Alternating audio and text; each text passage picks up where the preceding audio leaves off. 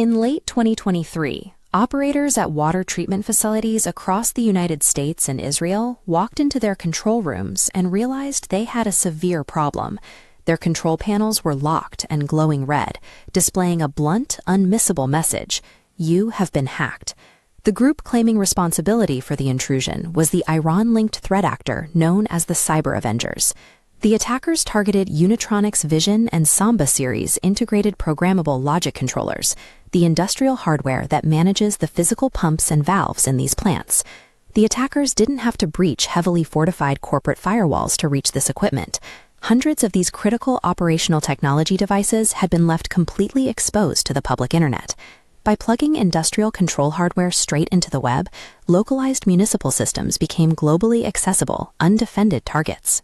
The most alarming part of this incident is how the breach actually occurred. The entire infrastructure was compromised without a single line of malware being dropped onto the hardware. Responders analyzed the systems and found nothing. No malicious file hashes, no suspicious executables, and no exploit payloads were left behind in the controller's memory. This is what security researchers call a fileless attack. Instead of introducing foreign code, the attackers use your system's own legitimate built-in tools against it to achieve their goals. Because the hardware is running approved software, traditional antivirus and endpoint detection tools are completely blind to the intrusion, looking right past the malicious activity. When an adversary leaves no files to analyze, defenders have to abandon traditional scanning. They must scrutinize exactly how the system was designed to function normally. To understand how the attackers gained control, we have to look at the communication protocol driving these devices, Unitronics' proprietary PCOM system. At the time of the attacks, the PCOM protocol had a major architectural flaw. It lacked any default password protection. This image shows the Unitronics VisiLogic engineering workstation software. The attackers bypassed complex hacking entirely and simply downloaded this exact legitimate engineering tool. Connecting directly to the internet-exposed PLCs via the workstation software, the threat actors pushed a new, malicious project file that overwrote the screens with their propaganda. The vulnerability here is a system working perfectly as designed, dutifully executing commands from an unauthenticated user on the internet. At the network level, PCOM traffic communicates specifically over TCP port 20256.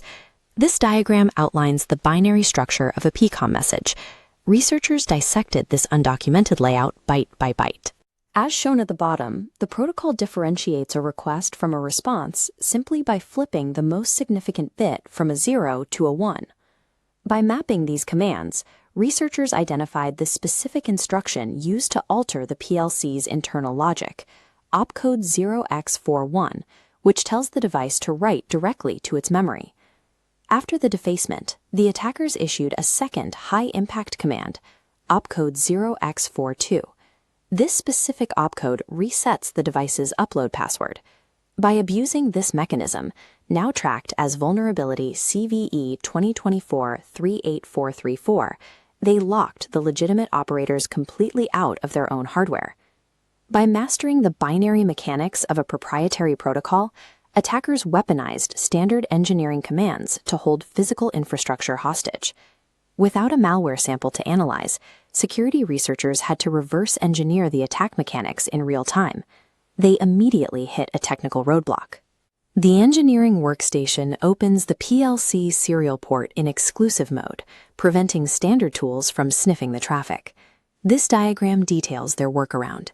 Researchers built a custom tool to execute a man-in-the-middle setup, converting unreadable serial traffic into standard TCP packets. Looking at the terminal output, the conversion worked, allowing defenders to finally read the raw opcodes. When hardware vendors rely on undocumented proprietary protocols, independent defenders have to build custom tools just to shine a light into the black box. Armed with this visibility, researchers built a second tool called PCOM Client, allowing them to query the compromised hardware directly and extract hidden forensic evidence from its internal signature logs. This log data shows exactly what they found: hard evidence. It includes the specific PC username and local directory path used for the malicious project.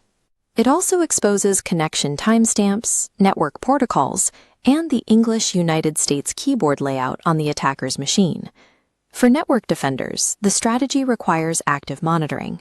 You have to watch the wire for any PCOM traffic originating from the public internet or flowing in from outside the operational technology zone. In an era of fileless attacks, the network wire is the ultimate source of truth. No adversary can interact with the system without leaving a digital fingerprint behind.